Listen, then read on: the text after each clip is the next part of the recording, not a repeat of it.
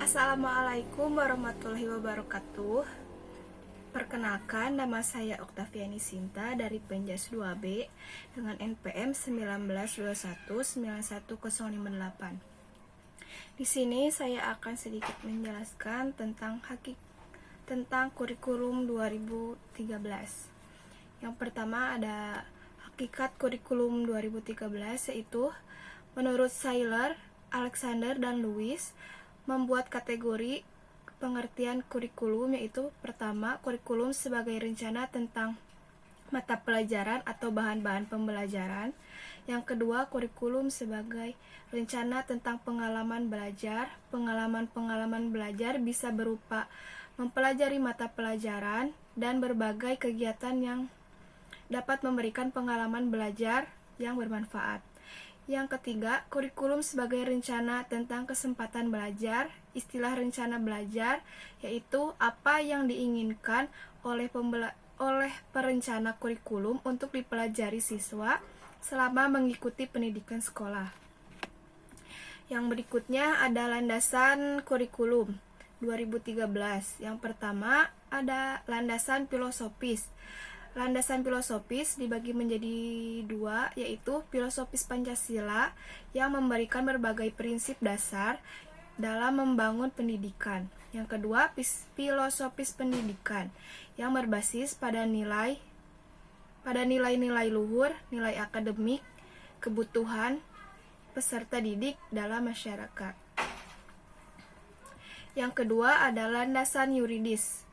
Secara yuridis, kurikulum merupakan suatu kebijakan publik yang didasarkan kepada dasar filosofis bangsa dan keputusan yuridis di bidang pendidikan.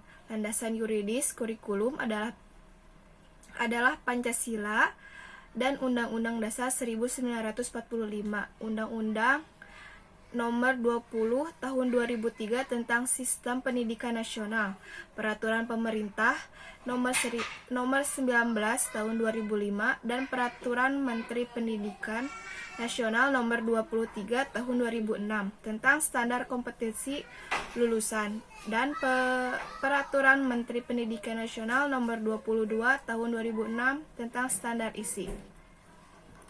Yang berikutnya ada landasan konseptual. Yang pertama ada relevansi pendidikan, kurikulum berbasis komputer dan karakter.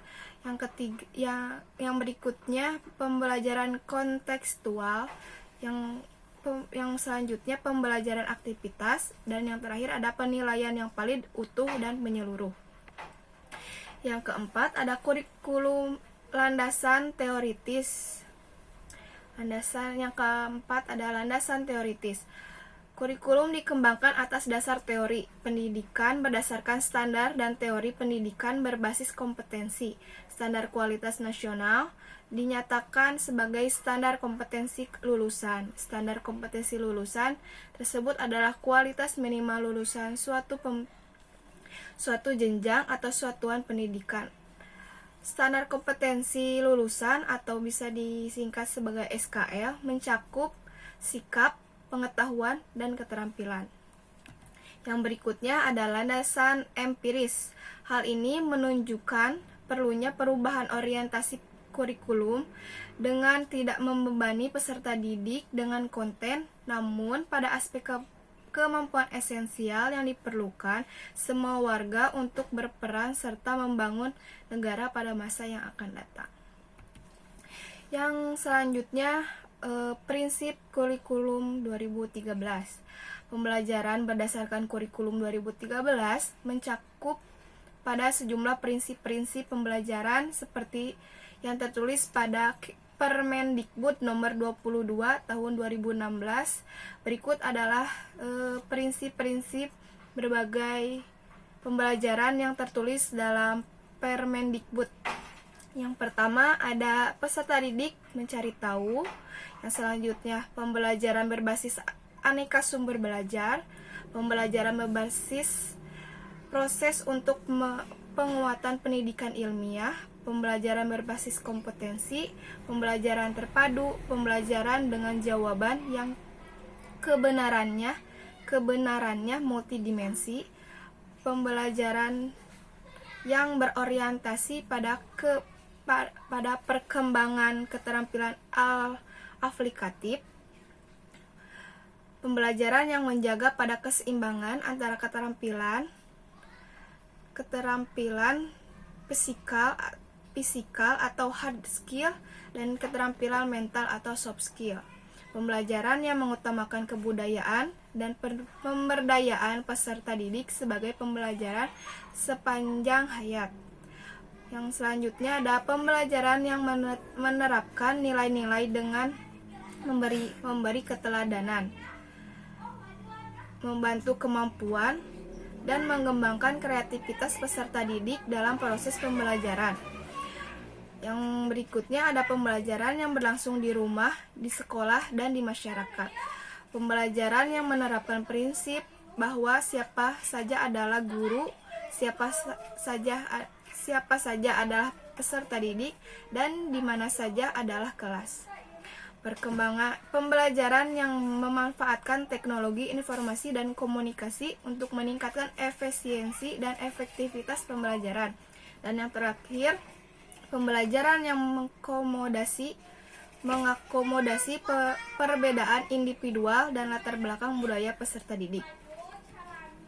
Yang selanjutnya ada struktur kurikulum 2013. Struktur kurikulum 2013 adalah gambaran mengenai penerapan prinsip kurikulum, mengenai posisi seorang siswa dalam menyesuaikan pembelajaran di suatu satuan atau jenjang pendidikan. Struktur kurikulum terdiri atas sejumlah mata pelajaran dan beban pelajaran pada setiap satuan pendidikan. Yang berikutnya ada Standar Nasional Pendidikan atau SNP. Ada 8 komponen dalam SNP yang mesti dirumus efektif mungkin, yaitu yang pertama ada standar isi. Standar isi adalah ruang lingkup materi dan tingkat kompetensi yang dituangkan dalam kriteria tentang kompetensi tamatan, kompetensi bahan kajian, kompetensi mata pelajaran, dan silabus pembelajaran. Yang kedua ada standar proses. Dalam pasal 19 ayat 1, proses pembelajaran pada satuan pendidikan diselenggarakan secara efektif, inspiratif, menyenangkan, menantang, memotivasi peserta didik untuk berpartisipasi aktif serta memberikan ruang yang cukup bagi prakarsa kreatif dan kemandirian sesuai dengan bakat, minat, dan perkembangan fisik secara psikologis peserta didik. Proses pembelajaran pada satuan pendidikan diselenggarakan secara interaktif, inspiratif, menyenangkan, menantang. Yang selanjutnya ada standar kompetensi lulusan. Standar kompetensi lulusan untuk satuan pendidikan dasar dan menengah digunakan sebagai pedoman penilaian dalam menentukan kelulusan peserta didik. Standar kompetensi lulusan tersebut meliputi standar kompetensi lulus. Yang ketiga ada standar kompetensi lulus. Standar kompetensi lulusan untuk satuan pendidikan dasar dan menengah digunakan sebagai pedoman penilaian dalam menentukan kelulusan peserta didik. Standar kompetensi lulusan tersebut meliputi standar kompetensi minimal satuan pendidikan dasar dan menengah, standar kompetensi lulusan minimal kelompok mata pelajaran, dan standar kompetensi lulusan minimal mata pelajaran. Yang keempat ada standar pendidikan dan tenaga kependidikan. Pendidik harus memiliki kualifikasi akademik dan kompetensi sebagai agen pembelajaran sehat jasmani dan rohani, serta memiliki kemampuan untuk mewujudkan tujuan pendidikan nasional.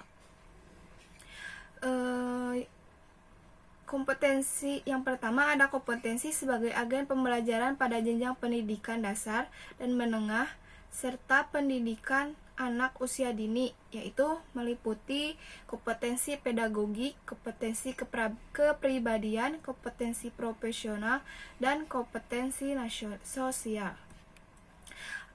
Yang berikutnya ada pendidik, meliputi pendidik pada TK atau RA, SD atau MI, SMP atau MTS, SMA atau MA, SDLB atau SMP LB, SMA LB, SMK, SMAK, satuan pendidikan paket A, paket B, dan paket C, dan pendidikan pada lembaga kursus dalam pelatihan. Adapun tenaga kependidikan meliputi kepala sekolah, madrasah, pengawas satuan pendidikan, tenaga administrasi, tenaga perpustakaan, tenaga laboratorium, pengelolaan kelompok belajar, pamong pelajar, dan tenaga kebersihan. Yang selanjutnya ada standar sarana dan prasarana.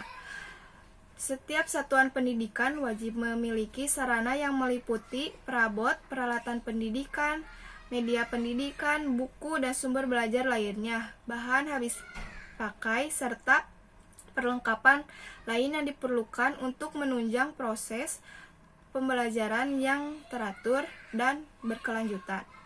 Setiap satuan pendidikan wajib memiliki prasarana yang meliputi lahan, ruang kelas, ruang pimpinan satuan pendidikan, ruang pendidik, ruang tata usaha, ruang perpustakaan, ruang unit produksi, ruang kantin, instalasi daya dan jasa, tempat berolahraga, tempat beribadah, tempat bermain, tempat berkreasi, dan ruang atau tempat lain yang diperlukan untuk menunjang proses pembelajaran yang teratur dan berkelanjutan. Yang keenam ada sarana pengelolaan. Standar pengelolaan adalah standar nasional pendidikan yang berkaitan dengan perencanaan, pelaksanaan, pengawasan. Kegiatan pendidikan pada tingkat satuan pendidikan, kabupaten atau kota, provinsi atau nasional agar tercapai efisiensi dan efektivitas penyelenggaraan pendidikan. Standar pengelolaan terdiri dari 3 bagian, yakni standar pengelolaan oleh satuan pendidikan, standar pengelolaan oleh pemerintah daerah, standar pengelolaan oleh pemerintah. Yang ketujuh, ada standar pembiayaan sekolah. Standar pembiayaan adalah standar yang mengatur komponen dan besarnya biaya operasi satuan pendidikan yang berlaku selama 1 tahun. Pembiayaan pendidikan terdiri atas biaya investasi, biaya operasi, dan biaya personal. Yang selanjutnya ada standar penilaian pendidikan. Standar penilaian adalah standar nasional pendidikan yang berkaitan dengan mekanisme, prosedur, dan instrumen penilaian hasil belajar peserta didik. Penilaian peserta didik dapat pada jenjang pendidikan dasar dan menengah terdiri dari penilaian hasil belajar oleh peserta didik, oleh pendidik, penilaian hasil belajar oleh satuan pendidik, dan penilaian hasil belajar oleh pemerintah. Penilaian pendidik pada jenjang pendidikan tinggi terdiri atas penilaian hasil belajar oleh pendidik dan penilaian hasil belajar oleh satuan pendidik tinggi.